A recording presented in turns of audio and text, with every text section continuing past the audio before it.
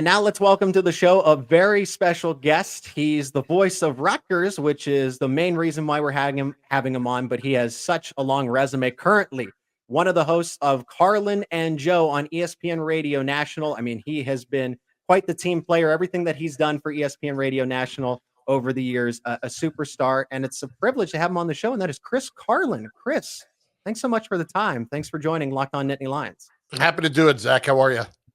I'm great and better now that we get the chance to preview Penn State and Rutgers together. Folks, we're going to be talking, of course, the matchup, but also what Chris is currently doing with ESPN Radio National. You can listen to him 12 to 3 every day with Joe Fortenbaugh, and some people might recognize that name since he is a Penn State grad. But Chris, let's start with the Rutgers team. And the Scarlet Knights they've been bowl eligible. They've been quite a feisty team. Greg Schiano's coached at Penn State. So there's a lot of connections here, but I'll start with this question.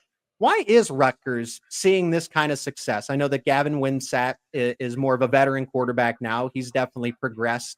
But overall, where has the team progressed as a whole to get them to this spot where they are competitive, where they are respectable? Well, the word's development. This is what it's all about. And Rutgers has always been, when it's been at its best, a developmental program. It's one of the programs where you take, really good talent and you take it to the next level by developing it over a few years. And it turns into kind of a pipeline, when, like anybody else, when you get really good recruiting classes in and you continue to get them better and within 2 to 3 years, they become really good players. That's what it's been all about. And this year, you've really seen a lot of the fruits of that. They have done what they want to do, and that is to run the football. They have done it exceptionally well with Kyle Monangai this year, who's closing in on 1,000 yards for the season. And they have also done it on defense with just a really, really sound defensive group, a group that is number 6 currently in the nation in tackling. At one point, they were number 1. They have been very sound in that regard, but also an aggressive defense that will take advantage of their opportunities to come after the quarterback when they can. And they have covered exceptionally well in the secondary this year. From your point of view, and especially with all the turbulence that Penn State is now experiencing, right? The aspirations of the college football playoff are over. Their best case scenario is finishing 10-2 with more so winnable games, right? They're 20-point favorites against the Rutgers squad, roughly, right, wherever you look. And then Michigan State projects to be a winnable game too. But how do the Scarlet Knights match up? And why should fans and spectators not really overlook this one with this group of the Rutgers team coming into Beaver Stadium? Like I said, a lot more respectable and a lot more talented compared to years past. Well, I think in every game, they've been more than competitive. You can look at their losses this season, and they have been in each and every one of them. They lost at Michigan 31-7. You might think, well, that's a 24-point win. But at the same time, that game's 14-7 in the third quarter when they have a pick six go the other way, and it turns. Ohio State, they led at the half, led into the third quarter, were within one score in the fourth quarter and had opportunities there. It's not one of those situations anymore where they're about moral victories. Not that they ever have been, but it's about getting over the hump in some of these games. And frankly, in some of them, they have.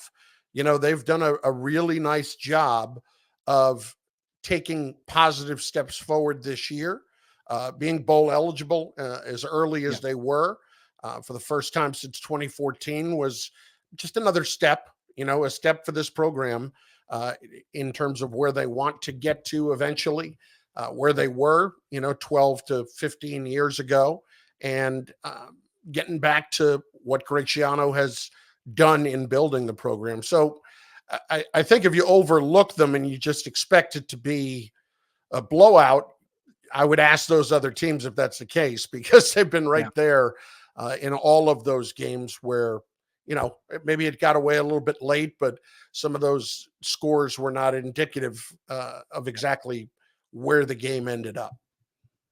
Well, and I think at the bottom line of any Rutgers team or any Greg Schiano coached team, because he did have the stint with the Tampa Bay Buccaneers, his players always respond to him. He gets the most motivate. He's able to motivate them.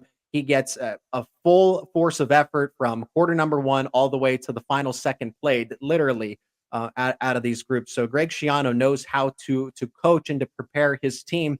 When you're scouting the Nittany Lions, Chris, where can Rutgers, based on some key matchups that you're looking at, exploit a Penn State team that isn't coming into this one as strong as everyone thought they would? Well, I don't know that I would use the word exploit.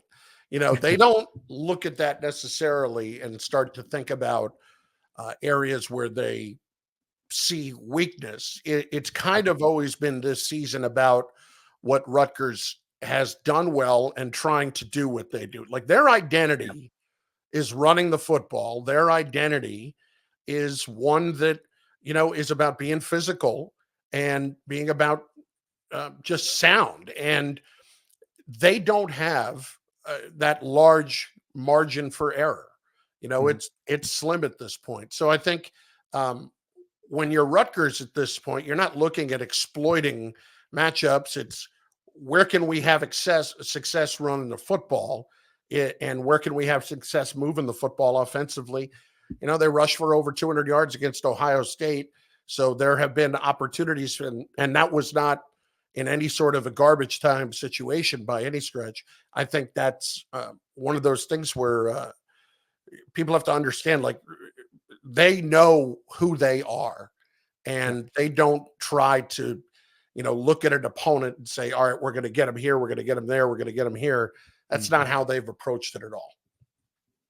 So they stick to the fundamentals, and I think we've seen that too out of the Penn State football team this season, that there may be some places that they could have made some tweaks, but I also don't necessarily disagree when they want to stick to their identity and what they try to do well. But unfortunately, some of the opponents also do that, defend those things that Penn State and Rutgers like to do well. In this case, Penn State has one of the best run defenses, and Rutgers coming in with that identity of ground and pound and being physical. Penn State can match that, if not doing it better as well. Hey, they're second in the country for a reason. They're outstanding against the run, and I don't think they're expecting any different. When you're only giving up 2.5 yards a carry, you're doing a lot right defensively. So it's one of those situations where you try to impose what you do, and you worry about the matchups later on. When you try to get away at Rutgers from what your identity is, you're really putting yourself in a tough situation to try to win the game. Let's pivot here for just a moment, because when I was working at ESPN Radio State College before it was disbanded in the year of 2023, very much enjoyed your show. You worked alongside Chris Canty, a former New York Giant. You're also, you've done some, whether it's covering Rutgers or doing shows in ESPN Radio New York.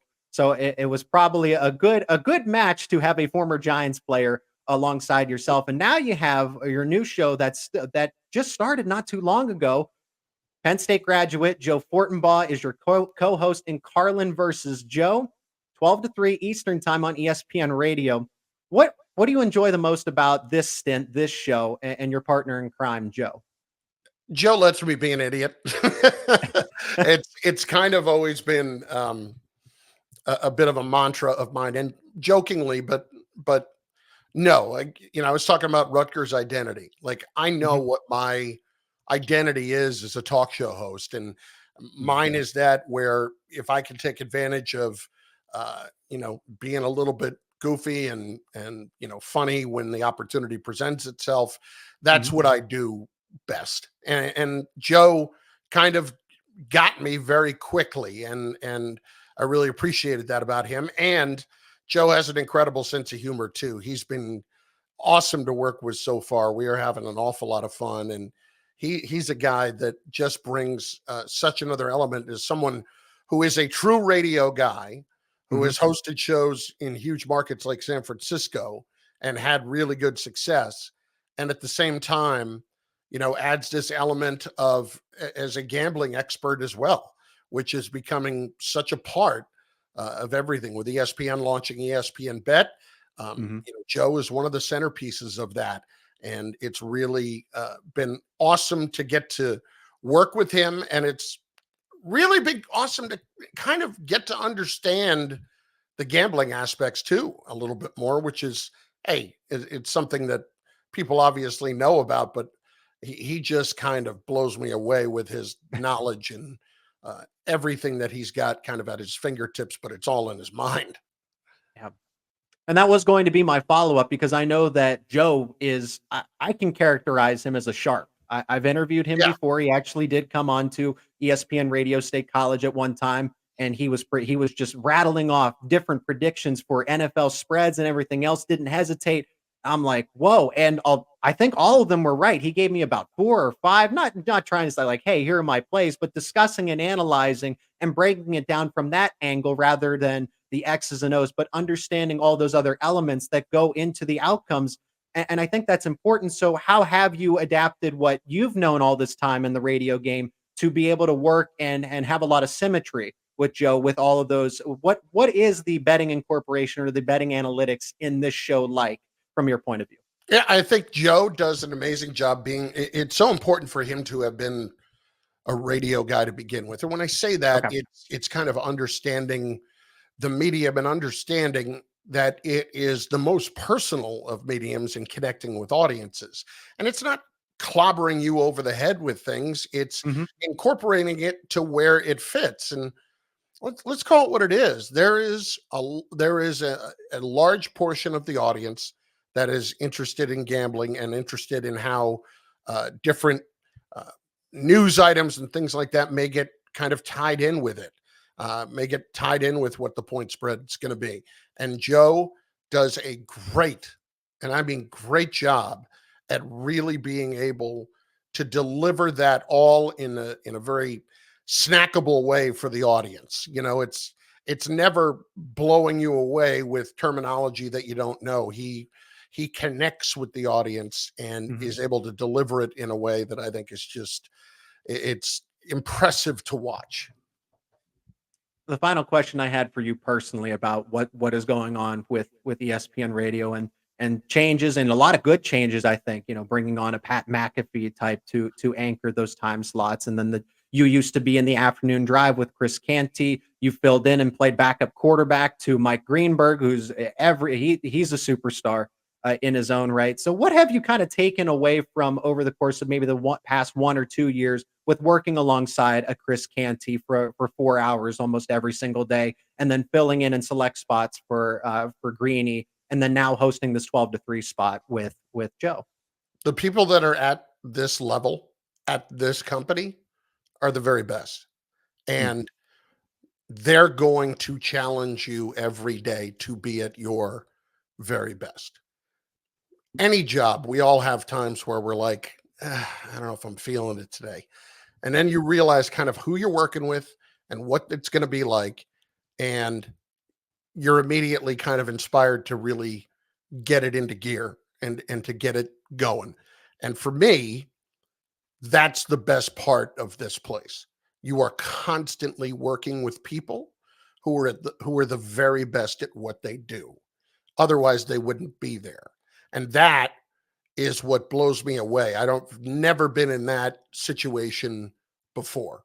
And that to me is, it's a privilege every day. I know I sound a little Pollyanna about it, but it honestly, I've never been in a situation where that's always been the case. I've worked with amazing people before.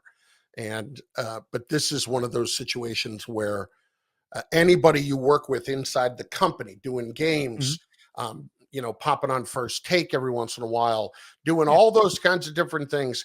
Everybody knows what the hell they're doing. And you cannot fake your way through anything.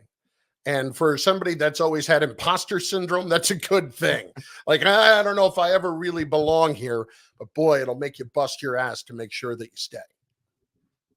Let's bring it full circle here back to Penn State versus Rutgers. And remember, you can listen to Chris alongside Joe Fortenbaugh 12-3 Eastern time on ESPN Radio. You can watch it on ESPN Plus too. I know you have that. You have that capability. You're on camera too. 12-3 Eastern time for Carlin versus Joe. But being the voice of Rutgers football, the play-by-play announcer. What do you need to see out of this Rutgers team to still continue to have that confidence that, okay, they're on the right track to finish this season strong and for the future, setting it up for the next 1 to 2 years? What needs to happen for you, and what do they need to avoid in this game against Penn State? Well, I mean, listen, you want to be as competitive as possible. This is the time of year where everybody's a little bit banged up. So Mhm. everybody's in the same boat like that. And for me, there's been progress made already. You just would like to finish it out strong. You'd like to get to the bowl game. You'd like to get those extra practices in and all that. It's hard to sit here at this juncture in the process of continuing to build a program and put win totals on it. Every time you win, it's a great thing. Every time you lose, you're bummed out. It's not, ultimately, it's about the results, right?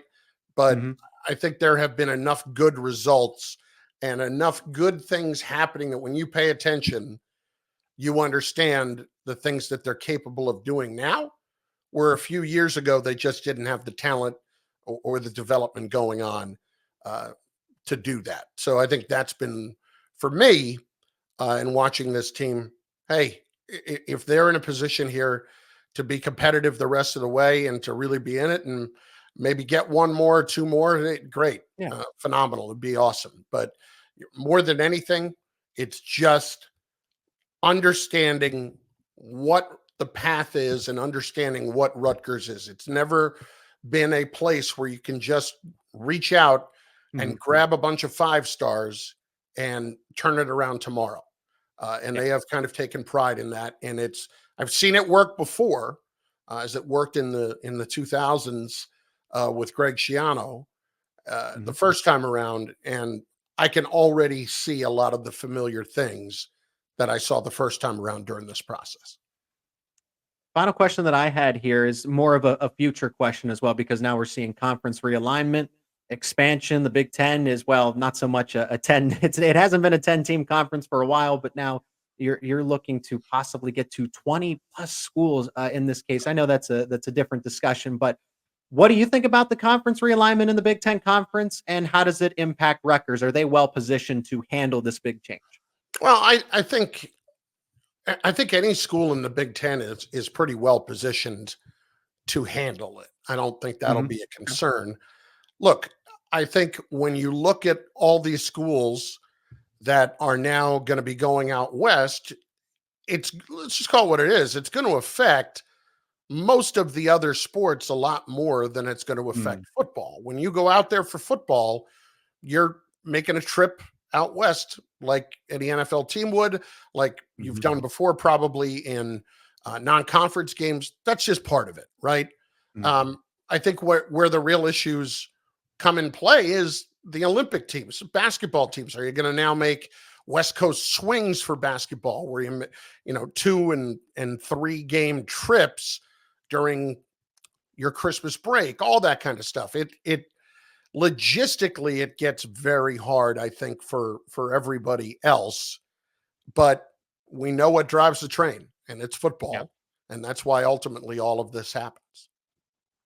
Chris Carlin of Carlin versus Joe on ESPN Radio, also the voice of Rutgers football. Joining me here on Locked On Nittany Lions. Chris, I appreciate the time, the expertise, the insight, all of it here on this episode. Thank you so much. Hey, Zach, my pleasure. I don't know about all that, but it was my pleasure.